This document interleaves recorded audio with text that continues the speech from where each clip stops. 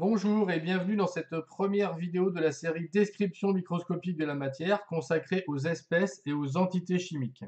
Alors on a vu qu'un corps pur est constitué d'une seule espèce chimique, contrairement à un mélange qui lui en contient au moins deux. Vous pourrez aller revoir ça dans la vidéo dont le lien sera ci-dessous.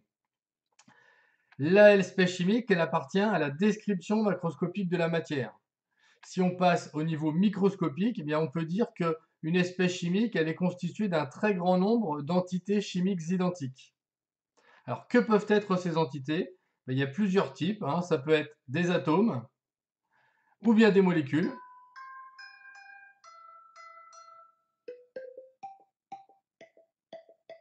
ou encore des ions. Alors, on va les voir un par un. Alors, on commence par les atomes. Alors, parmi ceux de la classification périodique que l'on peut voir ci-dessous, il y en a à peu près une centaine, vous en connaissez déjà beaucoup. Hein, on peut citer le carbone, on peut citer l'hydrogène, on peut citer le cuivre et aussi, par exemple, l'or. Alors, ils sont facilement reconnaissables par leur symbole, évidemment. Toujours une première lettre majuscule et une deuxième lettre en minuscule si la première est déjà utilisée. Alors, on verra dans une prochaine leçon pourquoi ces atomes sont électriquement neutres, comme toute la matière d'ailleurs, globalement. Alors ensuite, les molécules. Alors les molécules, ce sont des assemblages d'atomes. Et donc forcément, comme ceci, elles sont forcément électriquement neutres. Alors on va montrer quelques exemples de molécules. On a l'eau, dont on voit ici le modèle moléculaire, et la formule brute. Autre exemple, le dioxyde de carbone, pareil, modèle moléculaire, ou encore formule brute ci-dessous. Et enfin, le glucose, une molécule un petit peu plus compliquée, qui est ici avec sa formule brute C6H12O6. On rappelle que la formule brute, elle donne juste le nombre des atomes présents dans la molécule. Alors ensuite, on passe aux ions. Alors, que sont les ions? Ce sont des atomes ou des groupes d'atomes qui ont gagné ou perdu des électrons. Ce sont donc des entités chargées.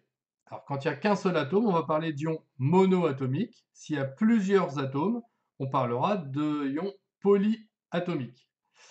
Alors, on verra dans une prochaine vidéo pourquoi les atomes ont gagné ou perdu des électrons. Alors, si la charge est négative, eh bien ces ions sont appelés des anions. On a quelques exemples, hein. On a l'ion chlorure Cl-, ou encore l'ion fluorure F-, qui sont donc des ions que vous devrez connaître. Si la charge est positive, eh bien on les appelle des cations.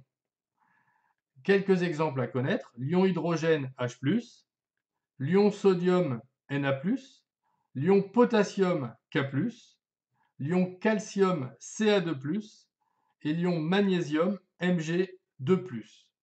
Alors on pourrait se demander si ces charges ne vont pas à l'encontre du fait que la matière est toujours globalement neutre. Eh bien non, et c'est ce que nous allons voir dans la vidéo suivante. Voilà, à bientôt.